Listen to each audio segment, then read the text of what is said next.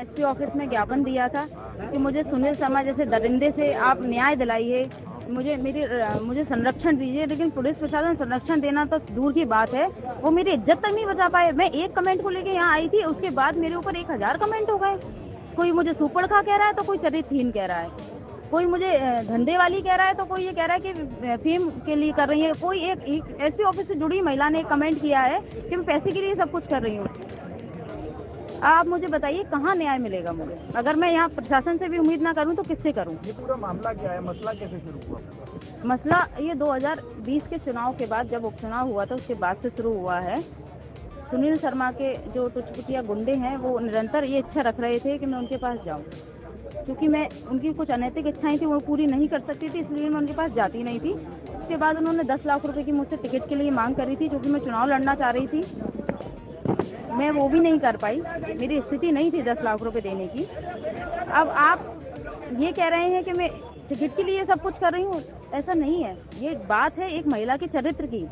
आप किसी का मेंटली हैरेसमेंट नहीं कर सकते। हैरेसमेंट आप किसी भी प्रकार का नहीं कर सकते। मैं अगर राजनीतिक महिला भी नहीं होती, मैं एक आम महिला भी होती, तब भी आप किसी महिला के बारे में सोशल मीडिया पर ऐसी बातें नहीं लिख सकते। सुनील शर्मा जी के ऊपर भी काफी सारे आरोप लगाए कि मैं उसका साक्ष्य दूंगी आपको, आप यहीं रहिए, मैं उसका साक्ष्य भी दूंगी आपको। मैडम, सोशल मीडिया पे एक वीडियो वायरल हो रही है सुनील शर्मा जी की, जिनमें उन्होंने बोला है कि 1% भी इसमें सच्चाई है। मैं उसका साक्ष्य दूंगी, वो परसेंटेज कितना सच्चाई है वो साक्ष्य मैं आपको दूंगी। अभी क्या फोन से बात करती है आप? क्या कहाँ बात? वो खुद बात ना करती हूँ, अपने लोगों को मेरे पास भेजते थे। तो उनने तो बात करी नहीं है ना, पर लोगों ने करी है ना। नहीं, आप एक बात बताइए, मैं हूँ, किसी ने आपसे ऐसी बात फोन पे? मैं आपको वो साक्ष्य दूंगी कि 10 मिनट में आप मेरे नेता को मैनेज कर लीजिए। आप मुझे बता दीजिए 10 मिनट में कौन सा नेता कैसे मैनेज होता है।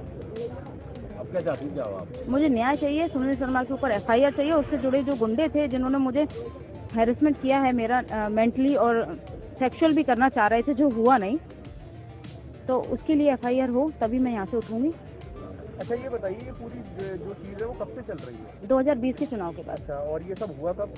ये जब इन्होंने मेरे पास जो साक्ष्य है वो आपको 2022 चुनाव से पहले का है, वो मैं आपको आप इतना समय आप मैंने वरिष्ठ नेतृत्व को उसकी शिकायत की थी। उन्होंने बोला ठीक है ज्योति, जाने दो। फिर भी मैं शांत बैठी रही। मैंने कहा चलो ठीक है, एक बार किसी से गलती हो सकती है, 2 बार हो सकती है, 3 बार हो सकती है।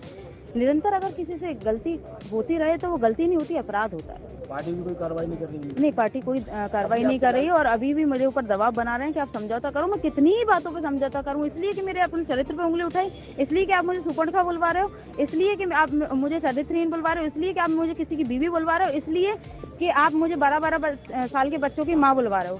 किस चीज के लिए मैं प्रशासन से क्या चाह रही हूँ? प्रशासन से मैं सुनील शर्मा के ऊपर एफआईआर चाह रही हूँ। उससे जुड़े जो और भी लोग हैं जिनका मैं आपको नाम लिख के दूंगी, उनके ऊपर एफआईआर। और आज कब तक आप धरना देंगे? जब तक एफआईआर नहीं हो जाएगी तब तक मैं यहीं बैठूंगी।